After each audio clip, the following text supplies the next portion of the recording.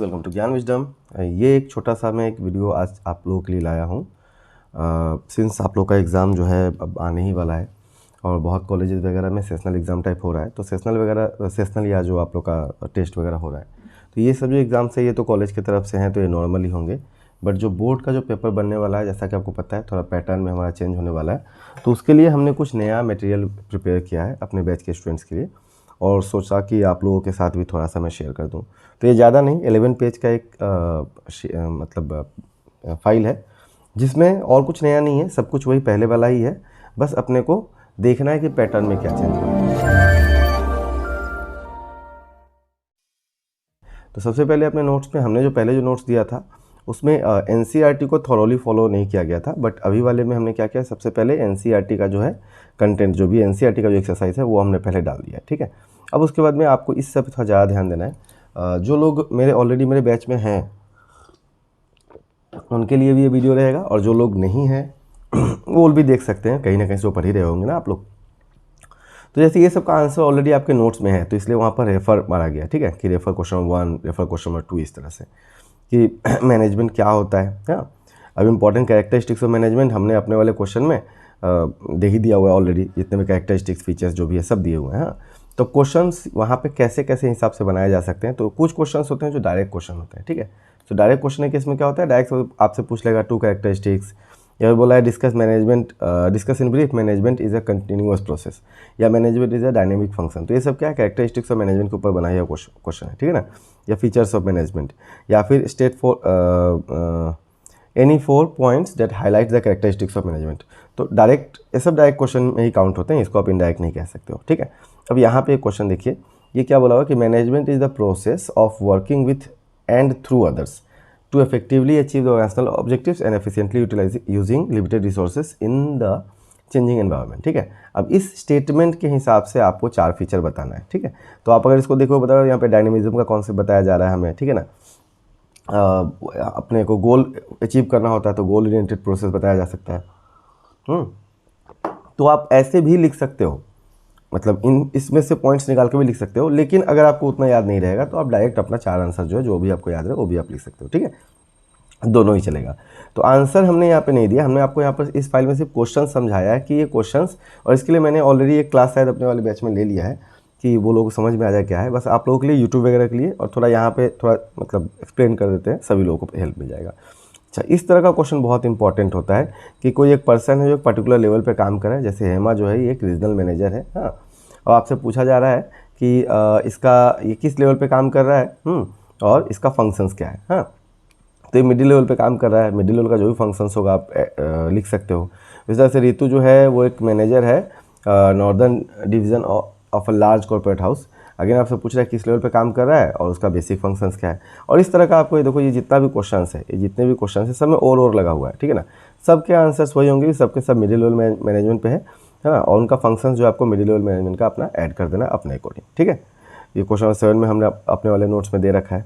फिर बोला है कि give 3 functions perform by chief executive officer. अब सीईओ जो होता है वो क्या काम करता है, तो जो टॉप लेवल मैनेजमेंट होता है उनका क्या काम होता है उसके बारे में यहाँ पे ऑलरेडी दिया हुआ है, ठीक है।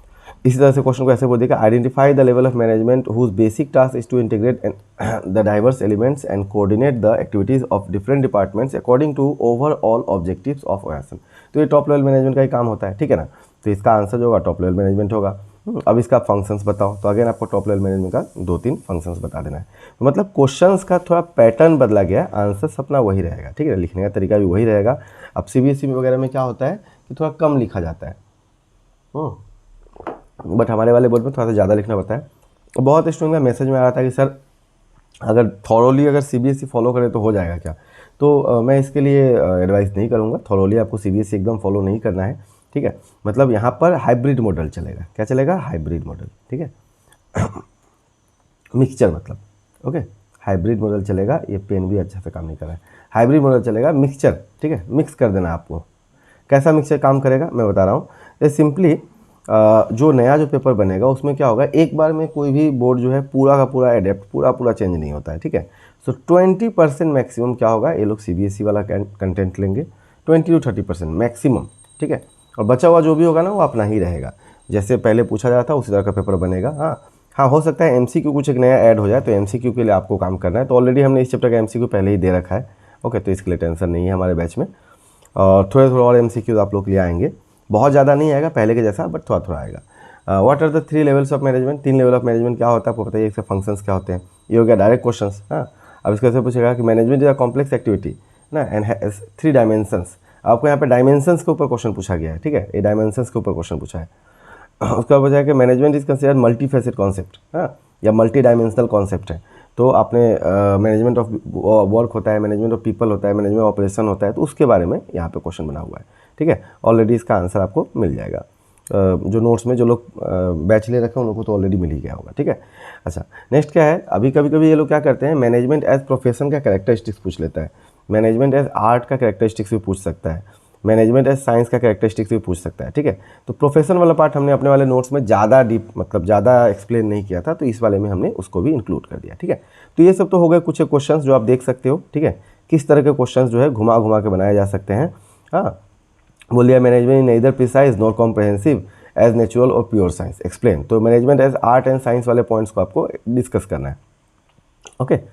इसी तरीके से तो ये तो हो गया एक पार्ट। अभी मैंने बहुत कुछ रखा हुआ है, तो सारा चीज़ तो अभी हम डिस्कस नहीं कर सकते हैं। कुछ केस स्टडीज़ हैं जो कि एक तो आपके बुक से डायरेक्टली है ना, जो NCERT वाला है, कुछ एक्स्ट्रा केस स्टडीज़ भी दिया गया है, जैसे एडिशनल कुछ शॉर्ट टाइप क्वेश्चन आंसर्स भी ऐड किए गए हैं, ओके। तो जस्ट आप देख लो एक बार, मैं ज़्यादा लंबा वीडियो को नहीं टानूंगा, जस्ट आपको समझाने के लिए बता रहा हूँ किस तरह के क्वेश्चन हमने अपने वाले में ऐड कर दिया है, सो डैट मतलब हर तरह के सिचुएशन के लिए हम रेडी रहें। और ये सिर्फ एक चैप्टर का है, मैं पूरे बुक का जो है ना सारे चैप्टर्स के लिए मैं बना के दूंगा। जैसे एक लाइन देखो क्या बोला है, lack of personal management results in wastage of time, ठीक है, and money and effort. In the light of the statement आपको बताना है इंपॉर्टेंस ऑफ मैनेजमेंट, ठीक है। तो क्वेश्चंस को घुमा के दिया। अच्छा, एक और चीज़ क्या है ना, जो आपका जो डिफरेंस बिटवीन जो होता है, हाँ, डिफरेंस बिटवीन के लिए मैंने यहाँ पे रखा हुआ है, देखिए। सो नॉर्मली क्या होता है, हम लोगों का जो डिफरेंस बिटवीन होता है वो डायरेक्ट आ जाता है, ठीक है, कि difference between this and this.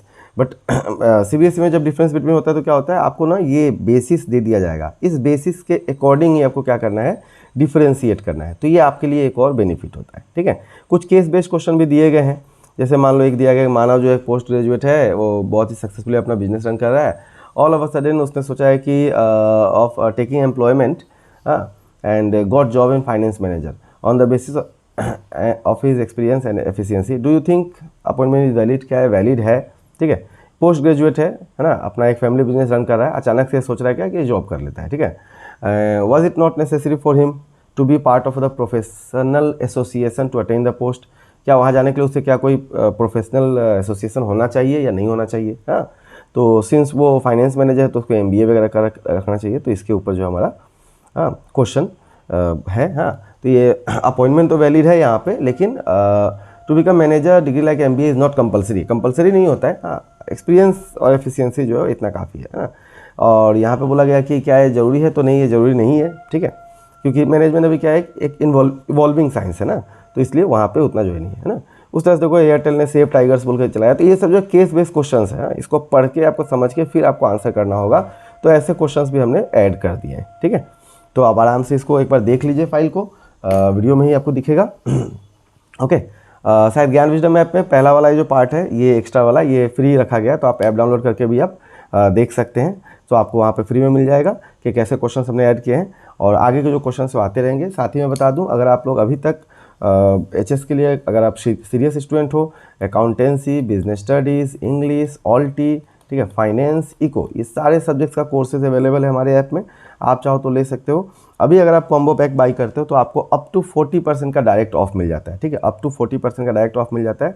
कहने का मतलब पर सब्जेक्ट आपको 700-800 के रेंज में मिल जाएगा। ऑल सब्जेक्ट कॉम्बो अगर आप लेते हो 700, 800, 900 के रेंज में सारा सब्जेक्ट का कॉम्बो मिल जाता है, ठीक है।